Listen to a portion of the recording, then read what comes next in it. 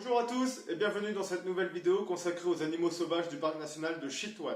Et aujourd'hui nous allons nous intéresser à un animal emblématique du parc national, le rhinocéros unicorne ou rhinocéros indien. Autrefois, le rhinocéros indien vivait dans un vaste secteur géographique, s'étendant du Pakistan jusqu'à la frontière birmane.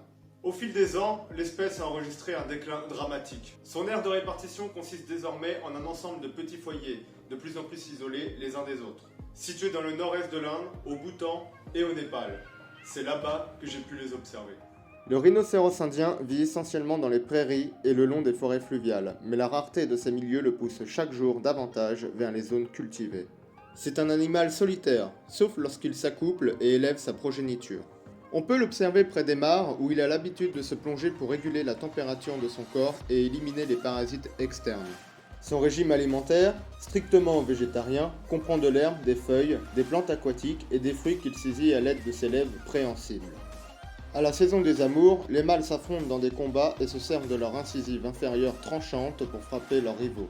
Au terme d'une gestation d'environ 16 mois, les femelles donnent naissance à un seul petit qu'elles garderont à leur côté jusqu'à la mise bas suivante. Parmi les rhinocéros asiatiques, le rhinocéros indien est le moins menacé. Ces dernières années, le nombre d'individus a progressivement augmenté et divers projets de transfert les ont réintégrés dans les zones d'où ils avaient été éradiqués. Ce géant des forêts indiennes n'a aucun véritable adversaire naturel, exception faite du tigre qui ne représente cependant un réel danger que pour les petits du rhinocéros. On estime qu'environ 3500 rhinocéros indiens vivent actuellement à l'état sauvage.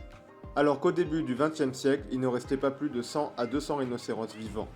Cette hausse est due à l'interdiction de la chasse par les gouvernements et à l'aménagement de zones de protection. Les plus grandes se situent dans le parc national de Kaziranga en Inde et dans le parc national de Chitwan au Népal. En 1977, la Convention sur le commerce international des espèces de faune et de flore sauvages menacées d'extinction interdit le commerce international de cornes de rhinocéros. Mais cela ne suffit pas à dissuader les trafiquants. Outre la disparition de leur habitat, les rhinocéros sont tués massivement pour leurs cornes, vendues au marché noir asiatique car on leur prête des vertus dans la guérison du cancer et comme aphrodisiaque. La demande ne cesse de croître et les braconniers se font de plus en plus inventifs.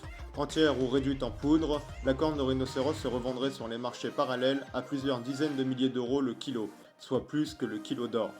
Le rhinocéros indien est classé actuellement dans la catégorie vulnérable sur la liste rouge des espèces menacées de l'UICN. Alors qu'au début du XXe siècle, l'espèce était classée en danger critique d'extinction. Ce renversement est dû aux parcs nationaux, au gouvernement, aux différentes organisations, WWF, Trafic et bien d'autres.